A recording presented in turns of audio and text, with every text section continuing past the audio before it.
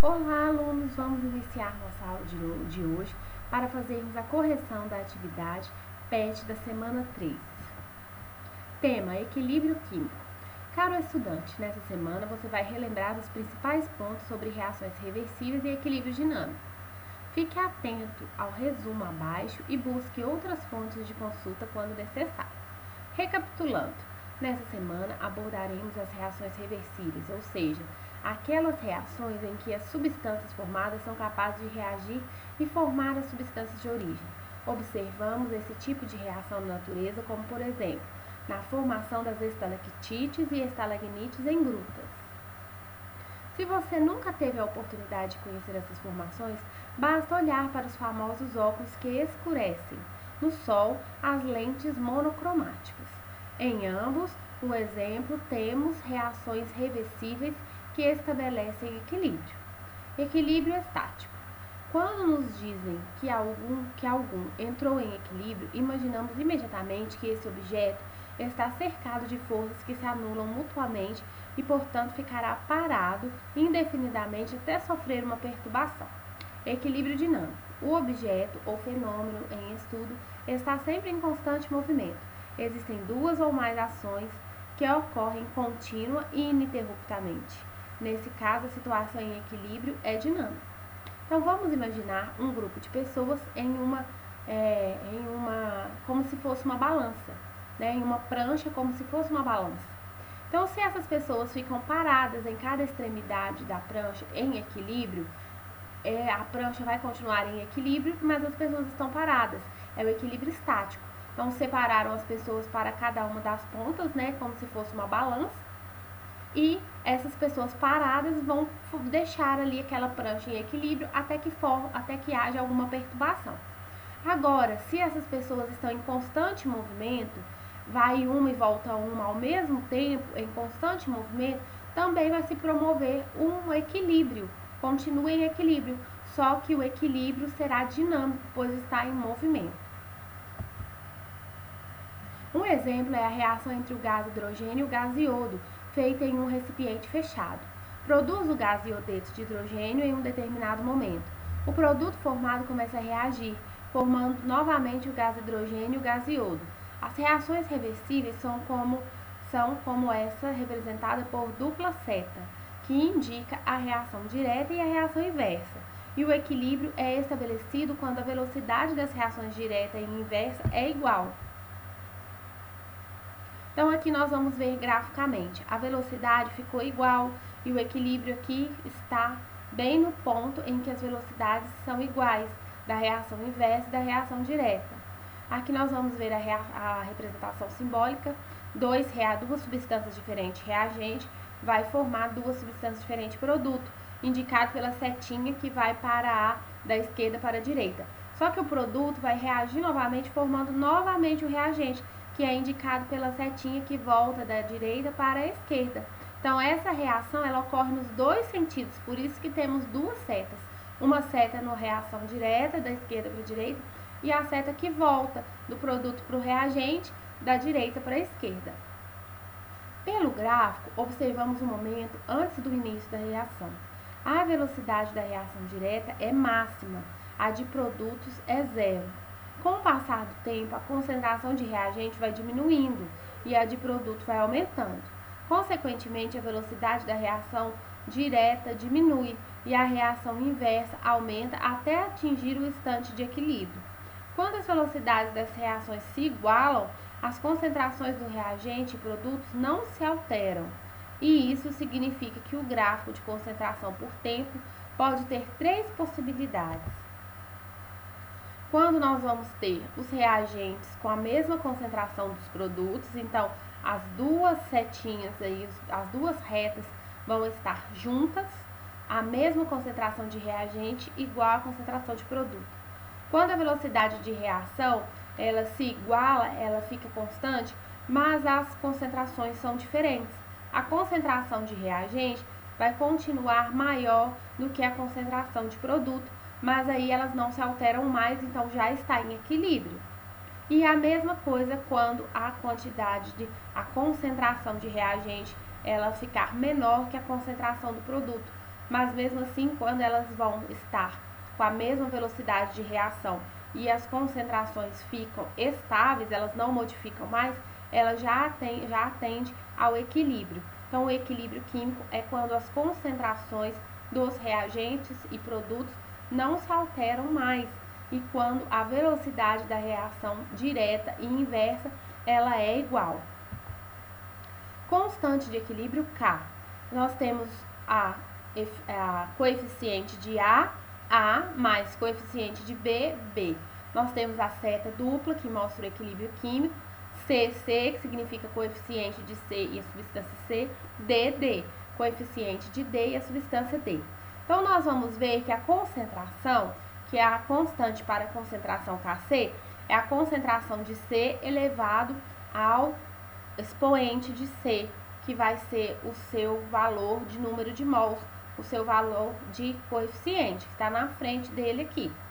D é a concentração do outro produto D elevado a D, que é o número de mols de D, dividido por A elevado a A e B elevado a B. São as concentrações de produto elevado ao seu coeficiente estequiométrico, dividido pelas concentrações de reagente elevado ao seu coeficiente estequiométrico. E o Kp, que são as pressões parciais, nós vamos ter a pressão de C elevado ao seu coeficiente, D elevado ao seu coeficiente. Então, produto elevado ao seu coeficiente dividido por A e B, que são os reagentes elevado ao seu coeficiente. Produto elevado ao coeficiente dividido por reagente elevado ao coeficiente. Fatores que alteram o equilíbrio: a concentração, a temperatura e a pressão. São chamados de princípio de Le-Chatelier. Vamos para as nossas atividades. Na atividade número 1, na reação A, coeficiente e substância, mais B, o coeficiente e a substância. Nós temos uma seta com dois lados, né? A seta dupla, tanto para a reação direta quanto para a reação inversa.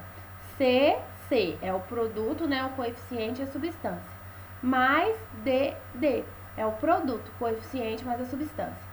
Após atingir o equilíbrio químico, podemos concluir que a constante de equilíbrio, Kc, concentração de C elevado a C, vezes concentração de D elevado a D, dividido por concentração de A elevado a A, vezes concentração de B elevado a B. Então, são os produtos elevado aos seus coeficientes, dividido pelos reagentes elevado aos seus coeficientes. A respeito da qual é correto afirmar que, quanto maior for o valor de Kc, menor será o rendimento da reação direta. Ao contrário, né, como os produtos estão no numerador e os reagentes estão no denominador, a gente divide o produto pelo reagente. Quanto maior for o valor do Kc, maior será o rendimento para a reação direta. Kc independe da temperatura? Não, né? É uma constante aí que vai depender sim da temperatura. A temperatura altera o equilíbrio químico. Se as taxas de desenvolvimento das reações direta e inversa forem iguais, então Kc é igual a zero? Não. Se o mesmo valor está em cima dividido pelo mesmo valor que vai estar embaixo, o Kc é igual a 1. Então, para a reação direta e inversa iguais, Kc é igual a 1. Kc depende das concentrações em quantidade de matéria iniciais dos reagentes? Não, né? São as concentrações para o equilíbrio químico, tanto dos reagentes quanto dos produtos. Quanto maior for o valor de Kc, maior será a concentração de produtos? É a que está correta, é a letra E. Então, quanto maior for o valor do Kc, maior é a concentração do produto, maior é o rendimento da reação direta para a formação do produto. Número 2. Explique detalhadamente os 3 fatores que alteram o equilíbrio químico. São 3 os fatores que afetam o equilíbrio químico: a concentração, a pressão e a temperatura. Sobre a concentração, mantendo-se a temperatura constante numa relação de equilíbrio, quando há aumento na concentração de um ou mais reagente químico, haverá um deslocamento no sentido direto, que é para a produção de maior quantidade de produto. pois para entrar em pleno estado de equilíbrio, a reação terá que gerar uma maior quantidade do produto. O inverso também é verdadeiro. Se aumentarmos a concentração de produto, a reação terá o deslocamento no sentido inverso, fornecendo mais reagente ao sistema para o alcance de equilíbrio. Pressão. Sobre a pressão, ao aumentar a pressão numa reação de equilíbrio gasosa, cuja temperatura é constante, haverá uma contração do volume.